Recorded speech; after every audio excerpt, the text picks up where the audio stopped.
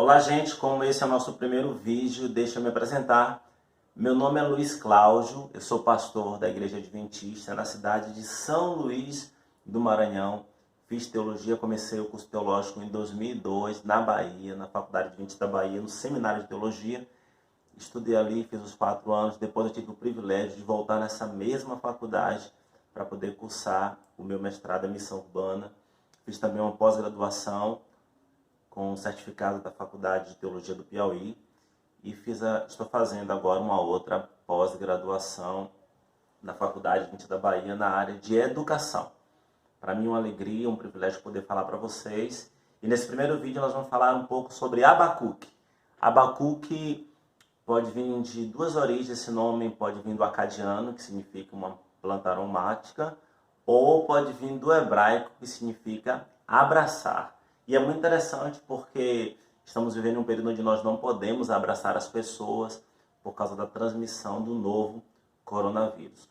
O profeta Abacuque viveu em um período triste da história, estava próximo de ser vencido pelos caldeus, o povo seria levado como cativeiro. E Abacuque estava reclamando porque a sua nação estava vivendo muitas injustiças, muita violência, muitas coisas ruins. E a reclamação dele é respondida de uma forma diferente daquilo que ele esperava. Logo no livro de Abacuque, no capítulo 1, no versículo 2, ele diz assim: Até quando, Senhor, clamarei eu, e tu não me escutarás? Gritar-te-ei violência, e não me salvarás. Porque me mostras a iniquidade, me fazes ver a opressão, pois a destruição e a violência estão diante de mim. A contenda e o litígio se suscita. Por esta causa, a lei se afrouxa, e a justiça nunca se manifesta, porque o perverso cerca o justo, a justiça é torcida. Nós lemos os versos 2, 3 e 4. Agora nós vamos até o verso 6, a resposta de Deus. Pois eis que suscita os caldeus, nação amarga e impetuosa, que marcham pela largura da terra, para apoderar-se das moradas que não são suas. Eles são pavorosos e terríveis, e criam eles mesmos o seu direito e a sua dignidade.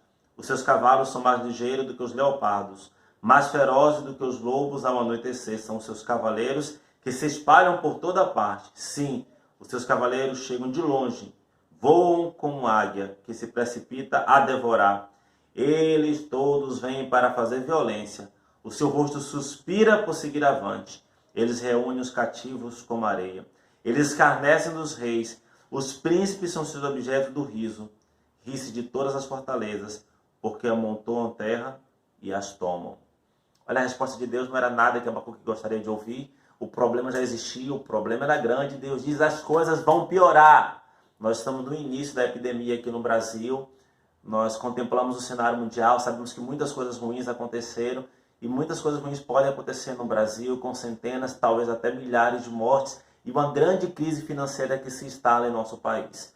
Quando Abacuque estava perplexo pelas coisas ruins, Deus aumentou a perplexidade, Deus falou que as coisas ainda iriam piorar, mas não deixou ele sem esperança. Então o sermão de hoje vai ter 3 partes. A primeira é a incompreensão do justo. A segunda é a compreensão do justo. E a terceira é resultado ou consequência da compreensão do justo. Ele não compreendia o que estava acontecendo, Deus lhe deu uma resposta que deixou ainda mais triste. Então a primeira parte do sermão é a incompreensão do justo. Mas vamos ao capítulo 2. Versículo 4, a palavra de Deus diz assim: Eis o soberbo, sua alma não é reta nele, mas o justo viverá pela fé. Deus diz que aquele que é justo, diferente do soberbo, não tem que ter todas as respostas, mas ele precisa ter fé. E o que é fé?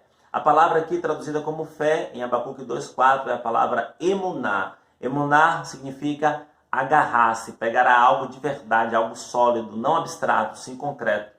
Os judeus costumavam falar as coisas sempre de forma concreta, mesmo as coisas que nós, ocidentais, chamamos de forma abstratas, como amor, como fé, como intimidade com Deus.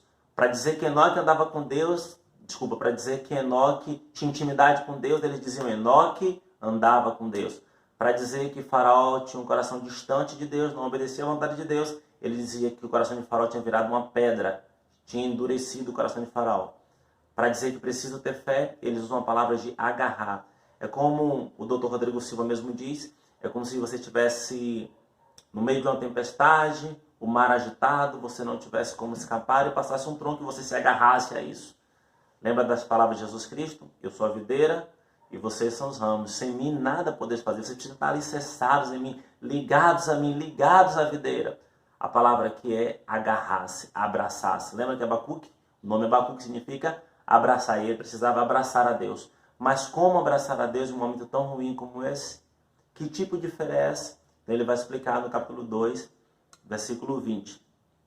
O Senhor, porém, está no seu santo templo. Cale-se diante dele toda a terra. Como é entender a fé, biblicamente falando, a fé do emunar, a fé do firmar, da firmeza, da fidelidade, do amém, como vem a palavra Abacuque. É você olhar para o santuário celestial, ver o santuário aberto e acreditar que existe um Deus que tem todo o universo em suas poderosas mãos.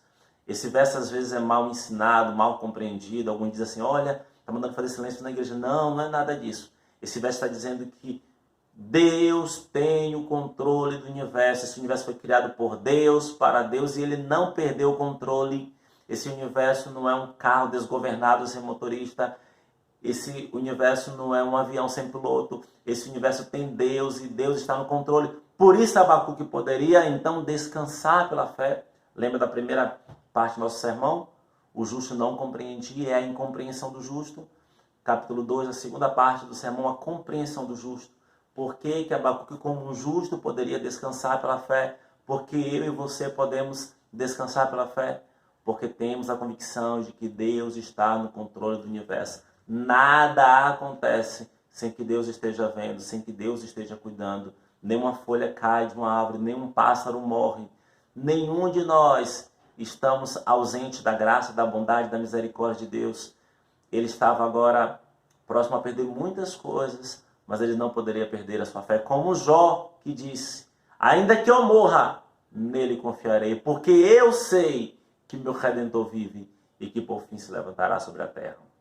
Abacuque descansa em Deus. Escreve então no capítulo 3 uma obra literária lindíssima, uma música espetacular, talvez uma das mais bonitas que nós encontramos nos profetas do Antigo Testamento. Logo no verso 2 ele diz assim, tenho ouvido, ó Senhor, as tuas declarações e me sinto alarmado. Aviva a tua obra, ó Senhor, no decorrer dos anos, e no decurso dos anos faz-a conhecida. Na tua ira lembra-te da misericórdia. Ele começa o seu canto dizendo, nos momentos difíceis, nos momentos de tribulação, no momento de angústia, de perda, é momento de reavivamento e reforma. É momento de avivar a obra do Senhor. Nós estamos passando por um período muito triste, de uma epidemia que está se alastrando, de uma crise econômica que está batendo em nossa porta, mas deve ser um momento especial para a oração, um momento especial para a leitura da Bíblia. Quem sabe você não tinha tempo para os seus filhos, agora dedique tempo em sua casa para os seus filhos. Quem sabe você não tinha tempo para o seu cônjuge, sua esposa, dedique tempo, faça a obra do Senhor avivar. Quem sabe você não estava dando nenhum estudo bíblico, vai agora no seu WhatsApp, ou em qualquer plataforma digital, ou em uma rede social, aproveite, pregue o Evangelho, é o momento da obra do Senhor ser avivada. A consequência de alguém que descansa pela fé é pedir o avivamento, é pedir o reavivamento e a reforma da igreja, é viver este reavivamento e esta reforma. E ele vai concluir essa música no verso 17 em diante, dizendo assim, capítulo 3 de Abacuque, a partir do verso 17. Ainda que a figueira não floresça, nem haja fruto na vide, o produto da oliveira minta, os campos não produzam mantimento, as ovelhas sejam arrebatadas do aprisco, e nos currais não haja gado. Todavia eu me alegro no Senhor, exulto no Deus da minha salvação. O Senhor Deus é a minha fortaleza, e faz os meus pés como os da coça, e me faz andar altaneiramente, de cabeça erguida, e diz ao mestre de canto para instrumentos de corda. Ele termina cantando da certeza de qualquer dificuldade, em qualquer momento, qualquer tribulação, Deus está com ele, Deus está conosco. Não esqueça, Deus é nosso refúgio e nossa fortaleza. No meio da crise econômica, no meio da epidemia, Deus continua sendo nosso refúgio e fortaleza. Confie em Deus agora, o justo viverá pela fé, da incompreensão para a compreensão, da compreensão para o descanso, para a paz, para a alegria de saber que Deus está com você. Que Deus continue te abençoando e que agora você tome a decisão de viver somente pela fé.